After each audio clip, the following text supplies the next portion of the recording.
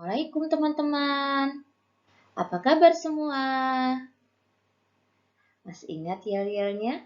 Kalau gurunya tanya apa kabar semua, jawabnya Alhamdulillah, luar biasa, Allahu Akbar. Kita ulangi ya. Apa kabar semua? Alhamdulillah, luar biasa, Allahu Akbar. Boleh doakan semoga kabar teman-teman hari ini dan seterusnya dalam keadaan sehat dan berada dalam lindungan Allah. Amin. Masih semangat kan belajar hari ini? Walaupun dalam keadaan pandemi, harus tetap semangat ya teman-teman. Ayo kita belajar fikih bersama Bu Rini. Are you ready? Yes, I'm ready. Sebelum memulai, agar pembelajaran kita hari ini mendapat keberkahan, marilah kita buka dengan mengucap basmalah.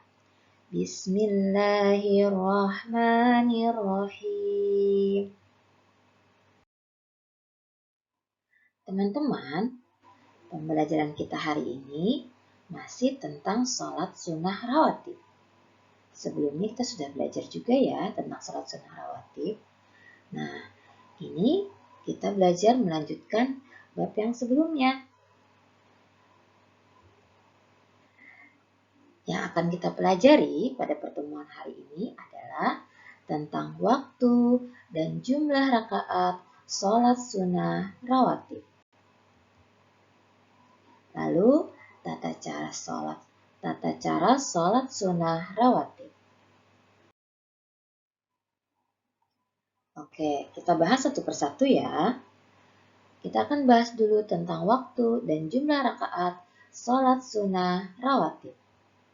Sebelumnya Bu Rini mau tanya kepada teman-teman, ada yang masih ingat apa itu sholat sunnah rawatib? Ya, betul. Sholat sunnah rawatib adalah sholat sunnah yang mengiringi sholat fardu. Sholat sunnah ini dikerjakan sebelum atau sesudah sholat fardu.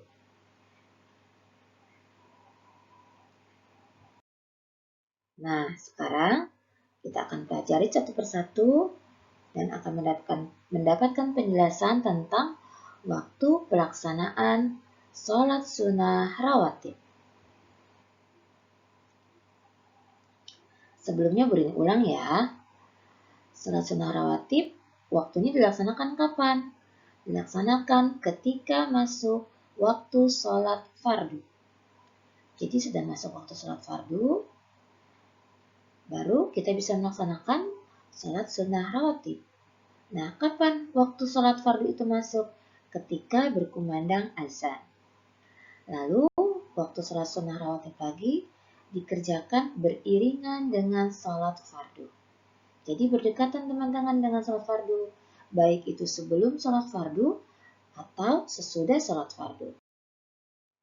Nah, sekarang jumlah rakaatnya ya yang akan kita pelajari. Jumlah rakaat sholat sunnah rawatib. Yang pertama, nah teman-teman di sini ada 4 kotak, berarti ada 4 waktu sholat. Nah sebelumnya boleh jelaskan dulu ya.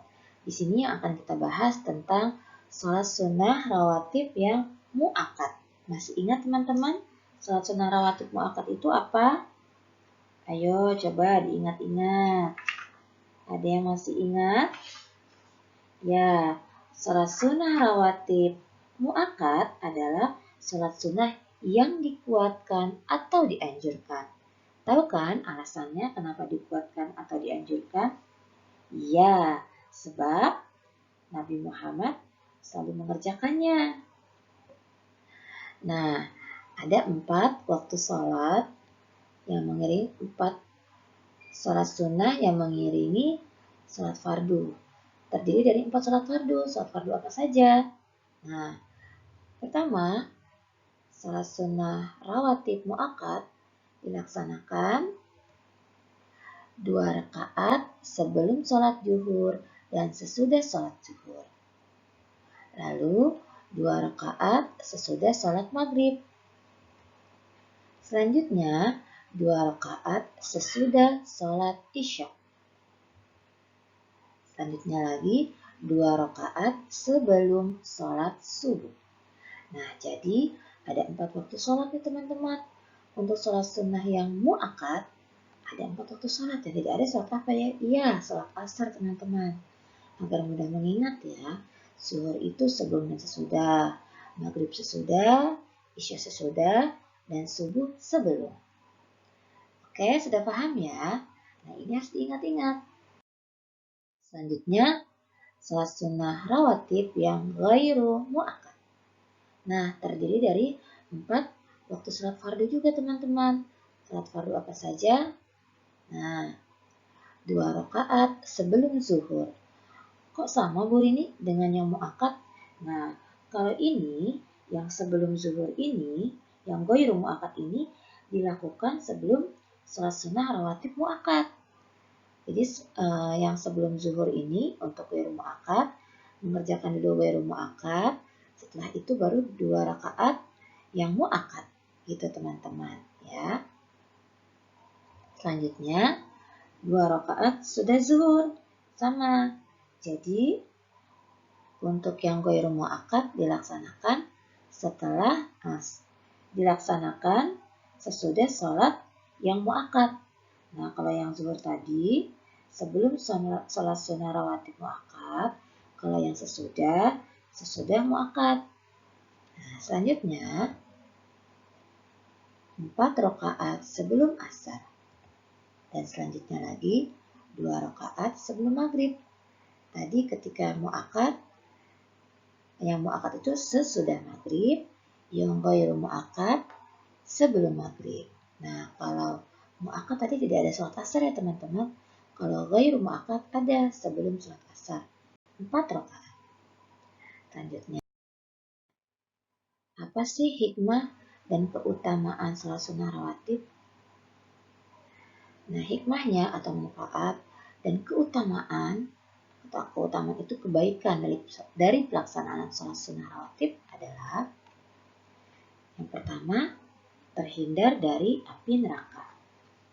Nah, terhindar dari api neraka ini berdasarkan hadis riwayat Tirmizi. Boleh bacakan artinya ya.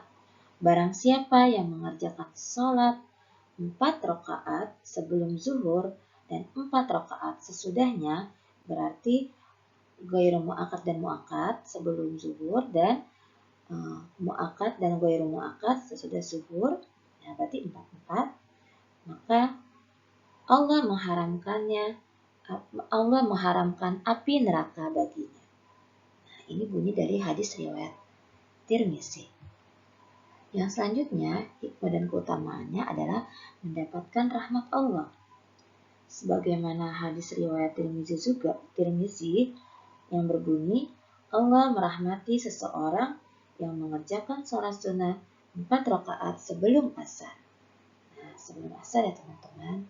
Berarti ini adalah yang ghairu atau yang mu'akkad ya teman-teman. Ayo, masih ingat tidak?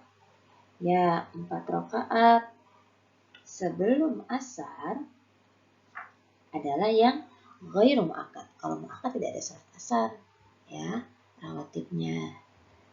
Lalu yang ketiga, mendapatkan keberkahan bagi penghuni rumah.